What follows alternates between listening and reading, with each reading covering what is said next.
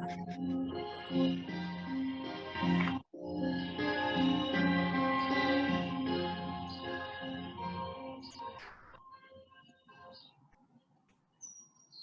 right, buddy, you're on.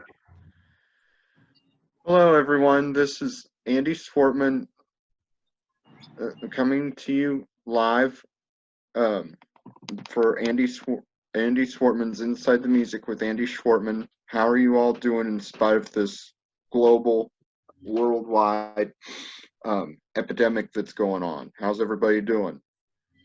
Yeah, we want to do a little test run of this, so here we go.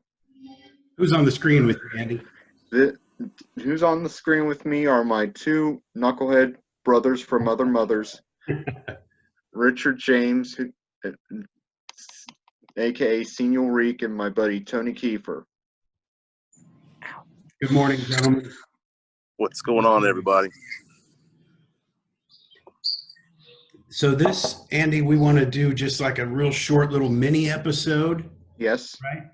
Yep. For your YouTube show. I'm thinking of this almost like a production meeting where we discovered we can use the Zoom meeting platform to keep generating new content for your show. So I thought the three of us could take a quick little Zoom meeting this morning and talk about what that's going to look like moving forward. Yeah.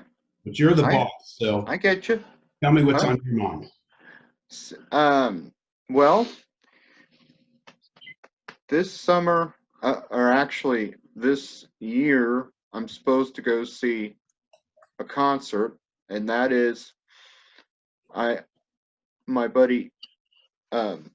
Is it okay if I add Evan into this or talk about him a little bit? Is he here with you now? Yeah.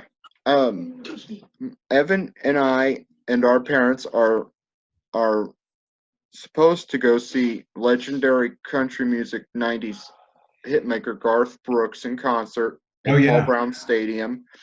That was originally supposed to be May 16th, but it's now June 21st because of this epidemic. And then I'm hoping to go see the Big Rock Summer Tour, which has Cinderella's Tom Keefer, Slaughter, Skid Row, and darn it, there's another group. Rat. Thank you, Tony. Thank you. My bad. I had a brain fart. Hello. You bring up an interesting topic there, Andy, because with the COVID-19 global pandemic going on right now, and as you see on the news every day and any discussion you have with friends or family, it's already well established that there is no aspect of daily life around the world that goes unaffected by this pandemic.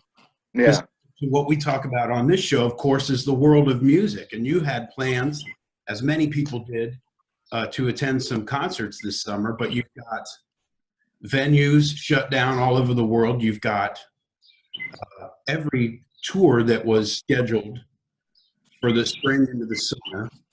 Everything has been either postponed or canceled. Tony, what are your thoughts on that? Yeah, it's they just canceled Bunbury. All the big music festivals are shut down. There it is. So the longer this goes on, the less hope I have that we're going to get anything going, whether it be festivals or concerts. I don't see it happening well into maybe October at this point. That's us at the KISS concert last Sunday. Hell yeah. Last summer, I mean to say. Yes, that was an awesome time. Did the KISS show in Dayton come off, or was that one that was canceled? That is one in September, I think it is. Yeah. So I know they did the Lexington show. Right now, the South American dates got affected, I think. Yeah. So that they're sounds about right. Yeah, they're waiting on the fall dates to see if they're going to be able to carry on or not. So there's hope for that, I think. I think the next thing we're going to lose is the stadium tour with Def Leppard, Poison, Motley Crue, and Joan Jett. I think that's going to be the next thing that's going to get axed in the very near future. Yeah. Rumor is that's going to be pushed back to 2021. So they're dropping like dominoes.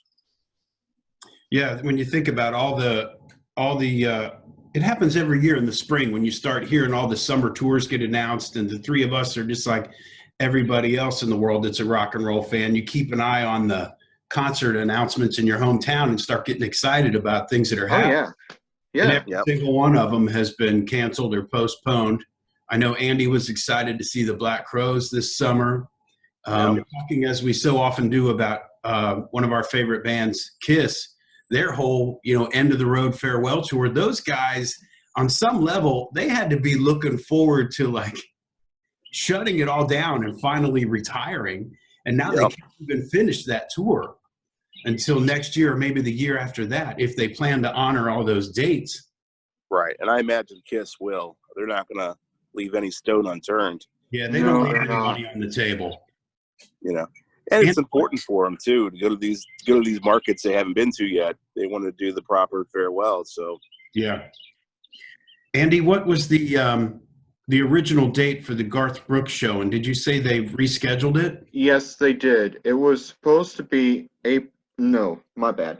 It was supposed to be May 16th, but now it is on June 20. Crap, hang on a second. Let me find out via through my phone. Wonder, even a show that's been rescheduled for June might not come off. Yeah. We've got. It is on June 27th, Saturday, June 27th. That's when they rescheduled it for. Yeah, and that's at Paul Brown Stadium. Correct. I mean, who knows if they're going to let us gather in large numbers like that? Even at the end of June, I think is still up in the air. I think it's too soon. I think bands are being hopeful, but I don't think they're doing their fans any service by rescheduling this quickly. I think they need to let everything kind of shake down and then reschedule. That's too soon. We've got tickets to see Ace Frehley, a show that was scheduled for, what was that, Andy, June 20th? Yes, yes. They announced a new date for that in October, which seems a little more realistic. Yeah, I think October is good. We might be back to a little closer to normal life by then. Right. But what are shows going to be like when this is when they do resume? What's the concert industry going to be like? Are tickets going to go up? Are tickets going to go down? Will VIPs be something that's still offered? It's curious to see what's going to happen. Yeah. I think social distancing is going to stretch out well beyond this to some degree. Because the nature of this virus is there's so many unanswered questions about it. Number one, that there's not a vaccine now, or is there expected to be one for a year and a half? Yeah. And until there is a vaccine widely available around the world, how many people want to be in a stadium with 10, 20,000 people in it, whether it's for a football game or a concert or even 100 people at a movie theater? Yeah. And you're going to have your artists that aren't going to be doing the up close meet and greet type thing with the photos and things like that. I think the VIP thing changes drastically. I think they keep it, but I think it's going to become less interaction. Yeah. But I don't know. Are you guys going to be scared to go? Like if they say it's okay to go, are you going to be ready to go? Or are you going to be hesitant? I don't know. If they say it's okay to go, are we going to be ready to go, or are we going to be hesitant, do you think? What do you think? Well, I'm asking E-Dog that question right now. I'm trying to get his take on it. Yeah. I think we'll be okay to go, but in between. Yeah, I think we're going to be able to go, but kind of, in between or on the fence. I'm not sure if it's going to come back or what. Yeah, we're not sure if it's going to come back or whatever. Because I mean, I don't know. Because Garth, the thing with Garth is that it's up to him and his manager Bob Doyle to decide whether or not they want to take a shot at coming back to rescheduling a third time. That's a decision that him and Garth have to make. You know what I'm saying? Yeah. I mean, it would be the same as if Alice Cooper were supposed to tour here, you know, with this worldwide epidemic going on. You know, it would be the same thing. It would be up to Alice and Shep Gordon, wouldn't it not? Yep. So there you go. It's or interesting. Kiss and Doc McGee or whomever. Yeah. You know? Well, I promise you one thing: when Kiss do resume touring, you can get your end of the road T-shirt and probably end of the road face mask at the merch booth. I would imagine. Right? Yeah. Gene's not going to pass that one up. Yeah. No, he's not. Maybe a full face mask with the makeup on it. There you go. Those are probably all in production.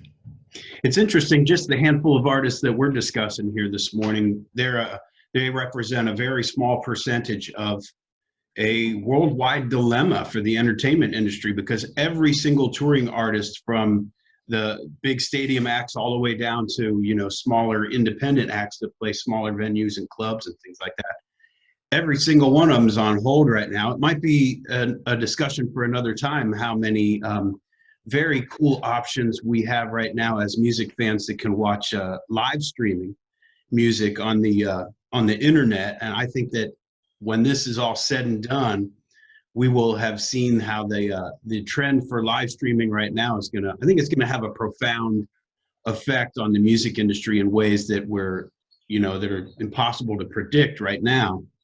But when you think in terms, like I said a moment ago, about all of the tours that have been suspended or postponed, the economic effect on the entertainment industry, and how many artists can really take that hit, how many promoters like Live Nation that put up the money and pay all kinds of, I imagine there's all kinds of, insurance to cover. Yeah, definitely. There has to be. Right. I mean, especially for the guys in Kiss. I mean, they're not 20-somethings anymore. They're pushed. They're not exactly. They're not young pups anymore. Many of those artists have things written. Gene is 70 years old, for goodness sake. You know, I mean, yeah. He's not a young pup anymore on the Destroyer tour or anything. And they have things written into their contract. This is their last go round forever. So possibly. So yeah, and he's 70 years old. I mean, he's vulnerable to this. And I think you're right. That's interesting too, to point out that some of the older artists are in that high risk age category. And I read a thing where, and this scares me, where Alice Cooper said that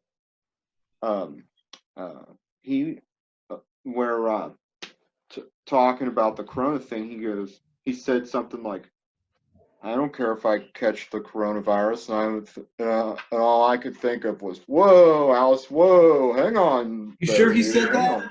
Where did you hear more to that? On Google. Where else? Yeah. I wonder if he really said that. I think there's more to do that, maybe. I was just thinking, no. I've been a fan of his since I was a teenager, and no way, you know? Well, there's been some artists that we've already lost artists to this. Oh, yeah. I mean, virus. Joe Diffie comes to mind. Yeah. And I was a huge fan of his when I was a kid. I mean, you're talking Third Rock from the Sun, Pickup Man, Prop Me Up Beside the Jukebox If I Die. I heard that Marianne Faithfull has been hospitalized. Aww. I guess that on the bright side, John Prine was upgraded from critical to stable condition. He and his wife are both recovering. That's a relief. Pink had it. Pink and her 3-year-old son had it. That's really? This is true. Yeah, I'm lucky they're okay now. But thank God. Didn't like half of Testament's crew get it, and 2 guys in the band? 2 guys in the band, and then Gary Holt from Exodus. They were on tour together. Some of the guys, I think, from Death Angel. So that whole tour definitely saw a mass outbreak. Yeah. So Gary. But no kidding. So moving forward, you guys, since this is our new reality for the time being, we have to, and as I said earlier, around the globe, no one escapes the effect of this pandemic, but moving forward in hopes to continue the collaboration that the three of us have with Inside the Music. How would you guys feel if we did a Zoom call like this again, let's say in about 2 weeks? And would you guys be able to do that again, like on a Tuesday morning? Sure. Yeah. It all depends on my work, but I should be good to go around 10 o'clock or so, be able to get away for about a half hour or so. Yeah, Tony, absolutely. Would an afternoon or an evening work better for you, or should we just stick with this Tuesday morning thing? Like I said, I can do, if a half hour is sufficient. If you think you want to go longer than that, the evening would be better. So it just kind of depends on kind of how long we want to go. Andy, do you think 30 minutes is good? I do. Yeah, or my sister, the running joke in our house is that once I start talking, I never shut up. So shut up. We'll just hang up on you after 30 minutes. So, you know what? Don't even go there. So okay, let's do this again 2 weeks from today, and if you guys were to suggest a topic for the show just off the top of your heads, 2 weeks from today we could do an episode about what? Well, I know in the past we talked about continuing the series about the live Kiss records. For a long time now, we've been talking about doing an Aerosmith episode. Yeah, or rather, the 30th anniversary of this record. That has been on your mind a lot lately, Andy. Yeah. It has. Tony, I love this freaking record. When my sister first played it for me, it was really cool. And actually, what's funny is yesterday, you guys won't believe this, but yesterday I brought my guitar over here. Okay, so I was playing my guitar unplugged, and Evan and I were just wailing on some of the tracks off of this record, and I kid you not, I had to stop. I was just, I had my guitar on me, but I wasn't playing it. Evan was standing there wailing on their track, so I'm going, it was like, whoa, this is nuts. And Evan's like, well, so. Okay. Hey, Andy, we're going to have to cut Tony loose so he can get back to work. So let's get together like this again in 2 weeks and figure out. I'm good, man. We can talk Black Rose. We can talk Aerosmith. Aerosmith might be longer than a half-hour discussion, though, so we might need to make that one an evening one. But I think that would at least be a two-parter. Yeah. So. Or a three-parter at least. Well, let's sign off for now, Andy. Why don't you end the episode and we'll sign off. This has been Andy Schwartman for Inside the Music with Andy Schwartman. Thank you all for joining. Talk to you later. Great Talk to see you all later. Morning. Take care, guys. See you later, guys. Great job, Andy. Good to see you, Tony.